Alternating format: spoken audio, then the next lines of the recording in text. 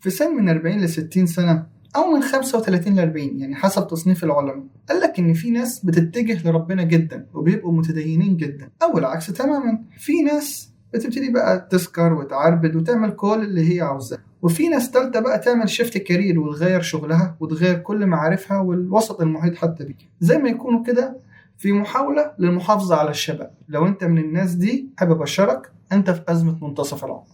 في كتابها أزمة منتصف العمر قالت باربرا فريد إن أزمة منتصف العمر ده عرض طبيعي لنمو الإنسان، ممكن يحصل مع الأطفال زي نمو الأسنان كده بالظبط، ودي بتسبب أعراض زي التوتر، القلق، والملل.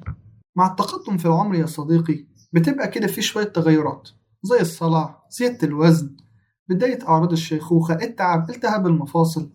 حتى الستات ما بيبقوش حلوين زي الأول، ما بيبقوش كذابين كده زي الأول، وبيبقى الشجار بين الزوجين، بيبقى فيه كده تبادل اتهامات، وكل منهما بيفتح خلافات الماضي والجراحات التي لم تلتئم بعد. بالنسبة للرجالة، هرمون التستوستيرون بيقل بعد سن 30 بنسبة 1% كل سنة. ده تأثيره بيبقى واضح في أواخر الأربعينات والخمسينات. الطاقة بتقل، الكتلة العضلية بتقل، الإرهاق بيزيد، والوزن كمان بيزيد، والشعر بيقع.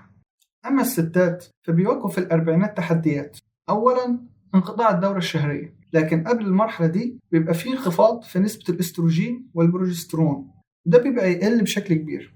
بس المشكلة إن الأعراض بتبقى حادة جدا، بتحصل حاجة اسمها هوت فلاشز، وده إحساس إن درجة حرارة الجسم بتعلى بشكل كبير، وده بيبقى في أماكن معينة زي الوش، الرقبة، الصدر، بالإضافة طبعا لزيادة الوزن. إلا إن مارج لاتشمان أستاذة علم النفس في جامعة برانديز قالت إن أزمة منتصف العمر دي أسطورة، لأن معظم الأوصاف النفسية المرتبطة بالأزمة دي ما هيش دقيقة. كمان إن في دراسة اتعملت سنة 2000 على الأمريكان لقوا إن من 10 ل 20% هم اللي اعترفوا بس بالأزمة دي. في كتاب عالم النفس كارلوس سترينجر The Fear of Insignificance، يعني الخوف من الفشل، قال لك أهم دور فكرة منتصف العمر بتلعبه هي الثقافة مش العلم، لأن الضغط الشديد على الفرد خصوصا في العصر الحديث بيجبر الشخص على العمل طول اليوم وياخد كورسات ويشتغل على نفسه، ومفيش فرصة للفشل. فلو حصل وخسر شغل، فقد علاقات، أو أي فشل من أي نوع، هيقع ومش هيلاقي حد يسنده، بحيث أن الرجولة بتساوي القدرة على الإنفاق. أزمة منتصف العمر يا صديقي بتتلخص في كلمة واحدة: الخوف.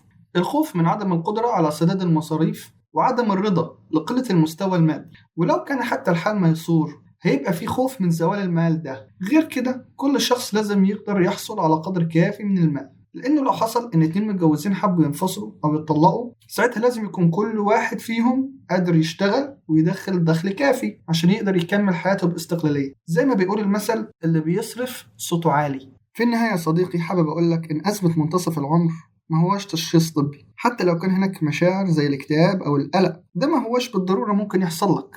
ده بيحصل في المجتمعات المتقدمة اللي ما فيهاش ترابط أسري، وكمان بيحصل عنديهم مش أكتر من 15-20%. دي مرحلة زيها زي أي مرحلة، فيها صراعاتها ومشاكلها وإحباطاتها. المهم يا صديقي هو كيفية التعامل مع الحياة وضغوطها. انت دلوقتي معك الخبرة ومعك فلوس، دي مش موجودة في الجيل اللي بعدك، ومعك الصحة اللي هي مش موجودة في الجيل اللي قبلك. فانت دلوقتي في أفضل حالاتك، تقدر تعمل أفضل ما يمكن.